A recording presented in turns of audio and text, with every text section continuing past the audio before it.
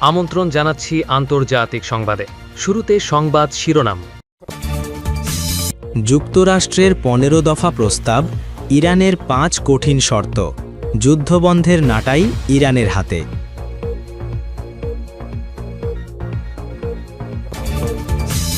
ইরানি হামলা চলবেই, ইসরায়েল ও যুক্তরাষ্ট্রকে হুঁশিয়ারি করল চীন। ইসরায়েলি গোয়েন্দা দপ্তরে ধ্বংসাত্মক হামলার দাবি ইরানের।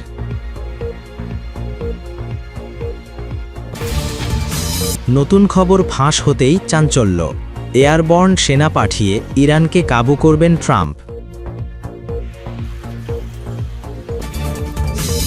ইরানের ক্লাস্টার বোমায় আতঙ্কিত ইসরায়েল, আকাশ প্রতিরক্ষা ব্যবস্থা ব্যর্থ। এতক্ষণ শুনছিলেন সংবাদ শিরোনাম, এবারে বিস্তারিত সংবাদ। তবে তার আগে অনুরোধ থাকবে, ভিডিওটিতে একটি লাইক দিয়ে কমেন্ট করে জানিয়ে দিন কোন জেলা বা দেশ থেকে ভিডিওটি দেখছেন ও শুনছেন। ওয়াশিংটন তেহরান সমঝোতার আলোচনা ইরান বারবার ভুয়া খবর বলে উড়িয়ে দিলেও আমেরিকান প্রেসিডেন্ট ডোনাল্ড ট্রাম্প বলেই যাচ্ছেন দেশটির সঙ্গে শান্তি চুক্তির আলোচনা চালিয়ে যাচ্ছে তার প্রশাসন। হোয়াইট হাউসে এক সংবাদ সম্মেলনে তিনি জানান, ইরানের সঙ্গে মধ্যস্থতায় কথা বলছেন ভাইস প্রেসিডেন্ট জেডি ভ্যান্স এবং পররাষ্ট্রমন্ত্রী মার্কো রুবিও। ট্রাম্প আশা প্রকাশ করছেন খুব দ্রুত একটি ইতিবাচক ফল দেখা যেতে পারে। এক প্রশ্নের জবাবে ট্রাম্প দাবি করেন এরই মধ্যে যুদ্ধে জয়লাভ করেছে আমেরিকা, কারণ প্রতিপক্ষের সামরিক সক্ষমতা সম্পূর্ণরূপে ধ্বংস করে দেওয়া হয়েছে। এদিকে ইরানের কয়েকটি সূত্রের বরাতে সিএনএন বলছে, টেকসই শান্তি চুক্তির প্রস্তাব পেলে বিবেচনা করে দেখবে তেহরান। ওদিকে সূত্রের বরাতে রয়টার্স বলছে, যুদ্ধ বন্ধে ওয়াশিংটনকে ৫টি শর্ত দিয়েছে তেহরান। রয়টার্স বলছে, ভবিষ্যতে আগ্রাসন চালানো হবে না এমন প্রতিশ্রুতি চেয়েছেন ইরানের প্রেসিডেন্ট মাসুদ পেজেশকিয়ান। এছাড়া ক্ষেপণাস্ত্র প্রযুক্তিতে বিধিনিষেধ থাকবে না এবং হরমুজ প্রণালীর পূর্ণ নিয়ন্ত্রণ থাকবে তেহরানের হাতে। সেই সাথে যুদ্ধের ক্ষতিপূরণও চেয়েছে ইরান। পাল্টা বেশ কিছু শর্ত দিয়েছে ট্রাম্প প্রশাসনও। ওদিকে সমঝোতার কথা বলা হলেও ইউএস আর্মির 82 সেকেন্ড এয়ারবোর্ন ডিভিশনের প্রায় ১০০০ খানেক আমেরিকান সেনা মধ্যপ্রাচ্যে মোতায়েনের সিদ্ধান্ত নিয়েছে পেন্টাগন। ইরান সরাসরি হুঁশিয়ারি উচ্চারণ করে জানিয়েছে, যতক্ষণ না আমেরিকা ও ইসরায়েল তাদের অযাচিত আগ্রাসনের জন্য অনুতপ্ত হচ্ছে, ততক্ষণ তেহরানের প্রতিশোধমূলক আঘাত চলতেই থাকবে। ২৮ ফেব্রুয়ারি থেকে শুরু হওয়া এই সংঘাত এখন এক চরম উত্তেজনাকর মুহূর্তে পৌঁছেছে, যেখানে ইরান তার সার্বভৌমত্ব রক্ষায় শেষ রক্তবিন্দু পর্যন্ত লড়ে যাওয়ার অঙ্গীকার করেছে। ইরানের পররাষ্ট্রমন্ত্রী আব্বাস আরাকচি অত্যন্ত কঠোর ভাষায় জানিয়েছেন, শত্রুপক্ষকে তাদের ধৃষ্টতার জন্য চড়া মূল্য দিতে হবে। তিনি স্পষ্টভাবে বলেন, ইসলামী প্রজাতন্ত্র তার প্রতিরক্ষা এবং প্রতিশোধমূলক ব্যবস্থা বজায় রাখবে যতক্ষণ না ওয়াশিংটন ও তেল আবিব তাদের ভুল বুঝতে পেরে অনুশোচনা করছে। এই সংঘাতের ২৬তম দিনে এসেও ইরানের মনোবলে কোনো চির ধরেনি, বরং তা আরও ইস্পাত কঠিন হয়েছে। মঙ্গলবার চীনের পররাষ্ট্রমন্ত্রী ওয়াং ইয়ের সঙ্গে এক দীর্ঘ টেলিফোন সংলাপ করেন আরাকচি। সেখানে তিনি গত কয়েক সপ্তাহের ধ্বংসযজ্ঞের খতিয়ান তুলে ধরেন। আরাকচি অভিযোগ করেন, মার্কিন ও ইসরায়েলি বাহিনী কেবল সামরিক স্থাপনা নয়, বরং ইরানের বেসামরিক অবকাঠামোতেও নির্বিচারে হামলা চালিয়েছে। তিনি এই আগ্রাসনকে বর্তমান আঞ্চলিক অস্থিতিশীলতার প্রধান কারণ হিসেবে চিহ্নিত করেন। ভৌগোলিক ও কৌশলগত গুরুত্বপূর্ণ পারস্য উপসাগর এবং হরমুজ প্রণালী নিয়ে বড় ঘোষণা দিয়েছে ইরান। আরাকচি সাফ জানিয়ে দিয়েছেন, আন্তর্জাতিক আইন মেনেই ইরান এই জলপথের নিরাপত্তা নিশ্চিত করছে। তবে যারা আগ্রাসনকারী শক্তিকে মদত দিচ্ছে তাদের জন্য এই পথ বন্ধ। শত্রুপক্ষের কোনো জাহাজ এই প্রণালী দিয়ে যাওয়ার দুঃসাহস দেখালে তাদের কঠোর পরিণতির সম্মুখীন হতে হবে। নিরাপত্তা পরিষদের সাম্প্রতিক কর্মকাণ্ডে ক্ষোভ উগরে দিয়েছেন ইরানের পররাষ্ট্রমন্ত্রী। তিনি অভিযোগ করেন, ওয়াশিংটনের চাপে পড়ে কাউন্সিল আগ্রাসনবাদীদের বাদ দিয়ে উল্টো আক্রান্ত দেশ ইরানের ওপর দোষ চাপাচ্ছে। তার মতে, নিজের আত্মরক্ষার অধিকার প্রয়োগ করায় ইরানকে নিন্দা জানানো কেবল পক্ষপাতমূলক নয়, বরং চরম হাস্যকর ও অমানবিক।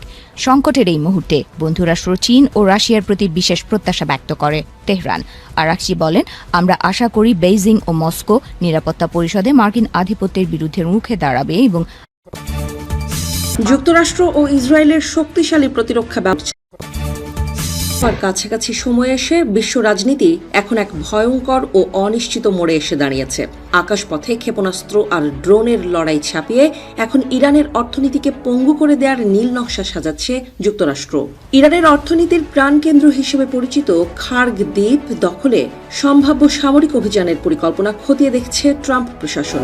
নিউ ইয়র্ক টাইমসের এক চাঞ্চল্যকর প্রতিবেদন অনুযায়ী পেন্টাগনের উচ্চপদস্থ সামরিক কর্মকর্তারা ইরানের অপরিশোধিত তেল রপ্তানির প্রধান কেন্দ্র খার্গ দ্বীপ দখলের জন্য সেখানে সরাসরি মার্কিন প্যারাট্রুপার মোতায়েনের গোপন পরিকল্পনা খতিয়ে দেখছেন। কারণ ইরানের মোট তেল রপ্তানির প্রায় 90%ই খার্গ দ্বীপটির ওপর নির্ভরশীল। এই দ্বীপটি ইরানের অর্থনীতির মূল অক্সিজেন। রিপোর্ট অনুযায়ী পারস্য উপসাগরে ইরানের উপকূল থেকে প্রায় 25 কিলোমিটার দূরে খার্গ দ্বীপের অবস্থান। চলমান যুদ্ধে দ্বীপটির সামরিক স্থাপনাগুলোতে হামলা চালালেও জ্বালানি অবকাঠামোগুলোতে হামলা চালায়নি যুক্তরাষ্ট্র। তবে যুদ্ধের সময় গড়াতে থাকলে দ্বীপটি দখলের সম্ভাব্য পরিকল্পনা নিয়ে আলোচনা শুরু হয়। ইরানের অর্থনীতিকে পঙ্গু করে দিতেই এই দ্বীপটি দখলের পরিকল্পনা করছে ট্রাম্প প্রশাসন। মার্কিন প্রতিরক্ষা সূত্রের বরাত দিয়ে রিপোর্টে বলা হয়, মার্কিন প্রতিরক্ষা সদর দপ্তর পেন্টাগন বর্তমানে দুটি প্রধান পরিকল্পনা নিয়ে কাজ করছে। প্রথমত, মার্কিন সেনাবাহিনীর দুর্ধর্ষ 82তম এয়ারবোর্ন ডিভিশনের প্রায় 3000 সৈন্যকে খার্গ দ্বীপে ড্রপ করা হতে পারে। এই বিশেষ বাহিনীটি বিশ্বের যে কোনো প্রান্তে মাত্র 18 ঘন্টার নোটিসে আঘাত হানতে সক্ষম। এছাড়াও বর্তমানে মধ্যপ্রাচ্যের জলসীমায় অবস্থানরত 31তম মেরিন এক্সপেডিশনারি ইউনিটের 2500 জন মেরিন সেনাকে এই দ্বীপ দখলের অভিযানে ব্যবহার করা হতে পারে। তবে সামরিক বিশ্লেষকদের মতে মার্কিন প্যারাট্রুপাররা দ্রুত ইরানের খার্গ দ্বীপে পৌঁছাতে পারলেও তাদের কাছে ভারী সরঞ্জামের অভাব রয়েছে। তাই ইরান দ্বীপটি পুনরায় পুনরুদ্ধারের চেষ্টা করলে ভারী অস্ত্রের সহায়তা ছাড়া মার্কিন প্যারাট্রুপাররা সেখানে টিকতে পারবে না বলে মনে করছেন সামরিক বিশ্লেষকরা। রিপোর্ট অনুযায়ী যুক্তরাষ্ট্রের মূল লক্ষ্য হল খার্গ দ্বীপ দখল করে ইরানের তেল রপ্তানির লাগাম টেনে ধরে দেশটিকে পুরোপুরি দেউলিয়া করে দেয়া। তবে যুক্তরাষ্ট্রের এই পরিকল্পনার জবাবে এক মহাপ্রলয়ঙ্কারী আলটিমেটাম দিয়েছে ইরান। খার্গ দ্বীপে কোনো প্রকার পদক্ষেপ নেওয়া হলে পারস্য উপসাগরের মার্কিন মিত্রদের সমস্ত তেল ও গ্যাস স্থাপনাগুলো গুড়িয়ে দেওয়া হবে বলে সাফ জানিয়ে দিয়েছে তেহরান।